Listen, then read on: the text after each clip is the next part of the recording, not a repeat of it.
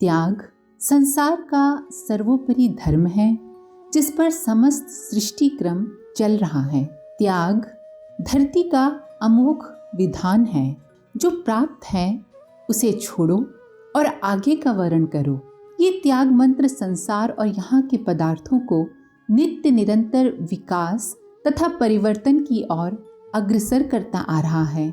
इसी से प्रेरित होकर संसार का प्रत्येक पदार्थ पग पग पर त्याग का नैवेद्य चढ़ाता हुआ अपने विकास पथ पर आगे बढ़ रहा है। पेड़ पौधे पशु पक्षी तक भी किसी न किसी रूप में संसार की यज्ञशाला में अपने त्याग की आहुति देते रहते हैं। नदी सरोवर चंद्र सूर्य ग्रह नक्षत्र कोई भी तो स्थिर नहीं।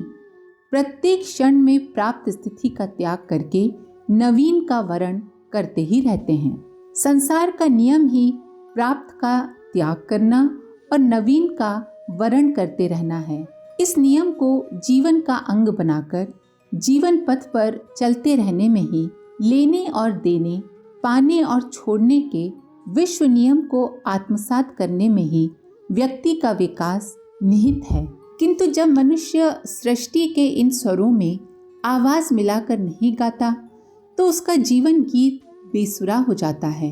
लेने और देने की प्रक्रिया में मनुष्य संतुलन एवं सामंजस्य स्थापित नहीं कर पाता तो जीवन में विषम स्थिति पैदा हो जाती है, क्योंकि ये सृष्टि के नियम के साथ की जाने वाली असंगतता है।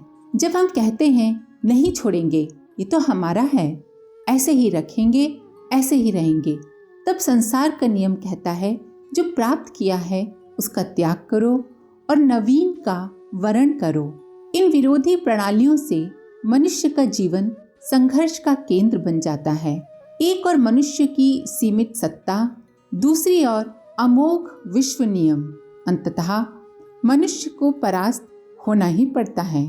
जिसे वो अपनेपन की सीमा में संजो कर रखना चाहता है उसे ही उससे छीन लिया जाता है। जिसे मनुष्य छोड़ना नहीं चाहता उसे भी उसे बरबस छोड़ना पड़ता है। धन दौलत ऐश्वर्य समृद्धि पति पत्नी संतान जिन्हें भी मनुष्य अपना समझता है उन्हें उसे छोड़ना पड़ता है। और तो और ये देह जिसे वो अपनी मानकर चलता है वो भी एक दिन छीन ली जाती है। प्राप्त का त्याग, लेकर देने का नियम, त्याग का विधान अपार शक्तिशाली है।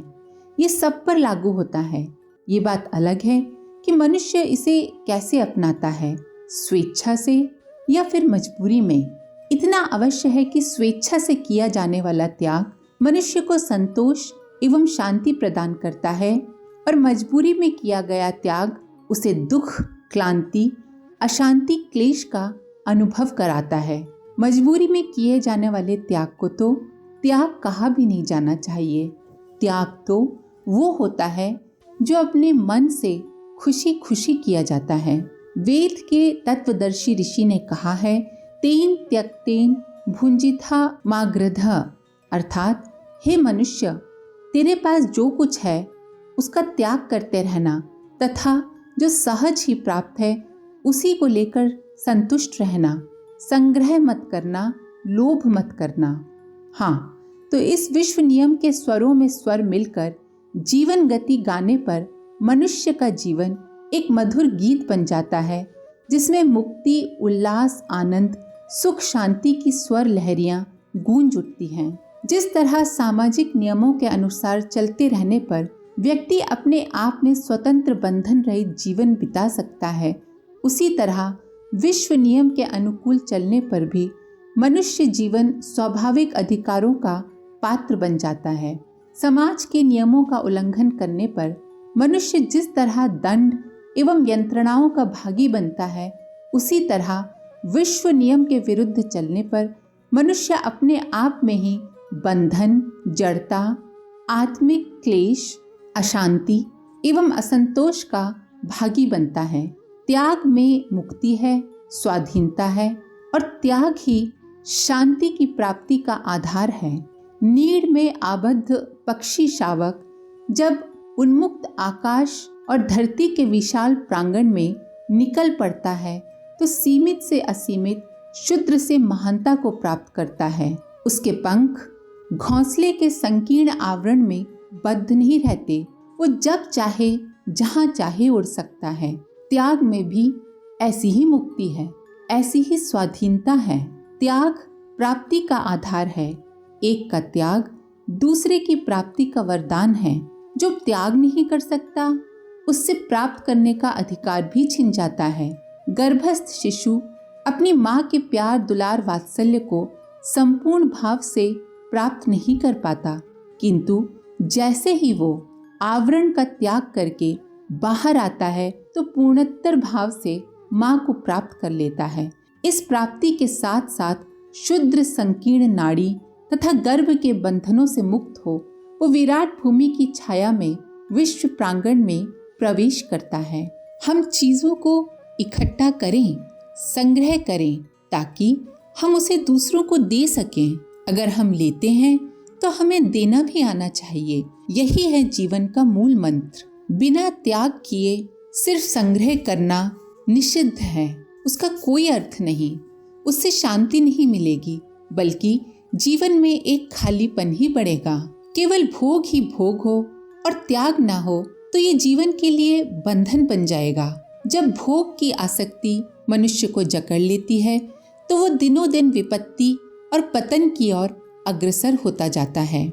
जिन लोगों के पास हर तरह की सुख सुविधा होती है पर जो देना नहीं जानते, उनको मन की शांति नहीं प्राप्त होती है। शांति तो देने में है, सिर्फ संग्रह करके रखने में नहीं। प्राप्ति और त्याग, लेने और देने का सामंजस्य ही एक दूसरे को प्रभावशाली बनाकर मनुष्य का मुक्ति पथ प्रशस्त करता है। वृक्ष अपनी जड़ों द्वारा उपयोगी सामग्री लेता है, उसका उपभोग करता है। पत्तियों द्वारा आकाश से आवश्यक तत्वों का संग्रह करता है, इसलिए कि कल फूल, पत्तियां, लकड़ी, छाया, गंध आदि के रूप में संसार को कुछ दे सके। यदि वो ग्रहण नहीं करेगा तो दे भी नहीं सकेगा। इसी तरह नदी चारों ओर का पानी अन्य नदी नालों को अपने अंग में समेटती हुई नित्य निरंतर आगे बढ़ती है, मार्ग के प्रदेशों को शीतल और तृप्त करती है और अंत में विराट समुद्र को अगाध बनाए रखने के लिए उसमें शेष हो जाती है। माता, पिता, समाज, धर्म, संस्कृति, जन्मभूमि, मानवता से हम बहुत कुछ लेते हैं। हमारा व्यक्तित्व, हमारा समृद्ध जीवन, हमारी प्रतिभा, ये सब इसी का तो परिणाम है। और इसी वजह से हम इन सब के, माता पिता के, समाज के, संस्कृति के, जन्मभूमि के, मानवता के ऋणी हैं। जिस दिन हम भी इन ऋणों को अनंत गुने रूप में लौटाने के लिए तत्पर हो जाएंगे, उसी दिन से हमारी मुक्ति यात्रा आरंभ हो जाएगी। शास्त्रकार ने कहा है, 100 हाथों से ले और हजारों हाथों से दान करें। हमें भी जीवन में प्राप्त अपनी शक्ति, सामर्थ्य, योग्यता का पूरा पूरा उपयोग कर विश्व को निरंतर देते रहने का पुनीत यज्ञ प्रारंभ कर देना है। इसी में हमारे जीवन की सार्थकता है। इसके आगे का अगले वीडियो में। अगर आपको इस वीडियो से कुछ सीखने को मिला हो तो वीडियो को लाइक करें, अपने प्रियजनों के साथ शेयर करें और चैनल को सब्सक्राइब जरूर करें। माँ गायत्री की कृपा आप पर बनी रहे। हम फिर मिलेंगे अगले वीडियो के साथ। धन्यवाद। ओम शांति।